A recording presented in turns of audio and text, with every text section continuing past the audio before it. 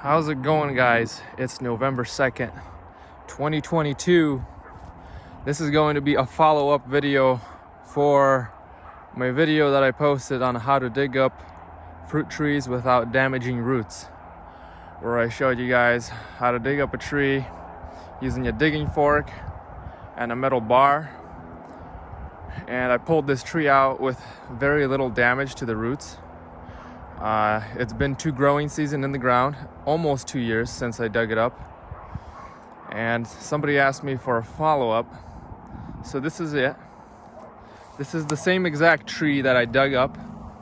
I checked the label, and if you go back and look at the other video, you will notice that it has the same 3 branches coming out from the base as in the other one.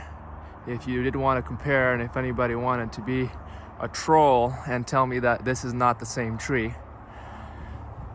So these were the main 3 branches that I kept. Right here, I trimmed them to here, and to there. And so now this is all growth that happened after that. This tree is now about 10 feet tall, you know, with the whips up there. But notice that it already has fruiting spurs. This branch will be loaded with apples the following season. Fruiting spurs. Fruiting spurs. Fruiting spurs. So I do expect a harvest of Cosmic Crisp apples on this tree next season. This is a good grower, especially on the Pacific crab apple roots. Notice that the rootstock started growing. The rootstock has kind of a triple leaf like this, and this rootstock can withstand heavy soils and especially wet soils. So this is called a swamp apple. It can grow straight up in a swamp where it floods often. So that's why I chose this rootstock. Notice how big it got at the base. When I dug it up, it was no thicker at the base than this branch here. Probably even thinner, probably closer to this thickness up here. That's how thick it was when I dug it up.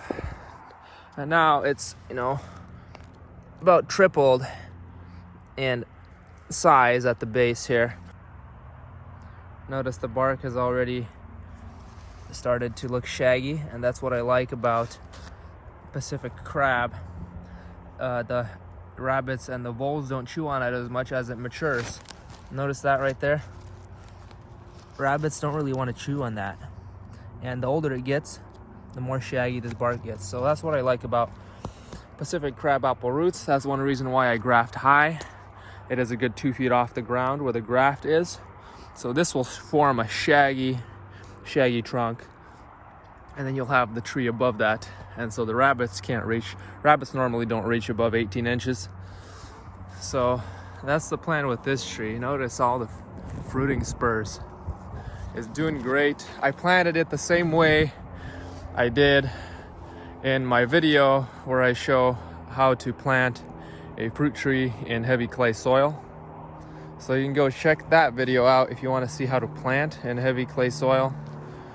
The soil isn't fully clay here, but it did have a lot of clay, and I did have to water during the summer because poor soils tend to dry out and they don't hold moisture as well.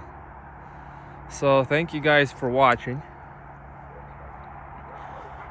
my update on this Cosmic Crisp apple that I dug up to show you what you can accomplish if you dig it up right, you plant it right, and you take care of it. This is what you can expect. You can expect fruit, you know, after on the 3rd year if you dig up like a 2-year-old tree. So a 5-year-old tree should produce fruit for you, and if it's a full-size root system, you know, you should expect it to be around 10 feet tall.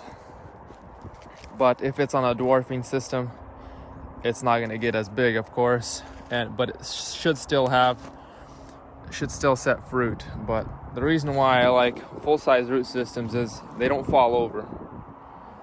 Like, let me show you. I even have a cosmic crisp that I have on a semi-dwarf. This is also, cosmic, but this one's on EMLA 7. Notice how this one's leaning over. This tree is barely 5 feet tall, and it's already leaning over. It does not want to hold its shape. This is another cosmic that's on a Granny Smith seedling. Notice how sturdy it is and upright. Planted at the same time as the other one I showed you. And this one's doing not too shabby also. It doesn't have as many fruiting spurs because it didn't put on as much growth that first season, but it does have fruiting spurs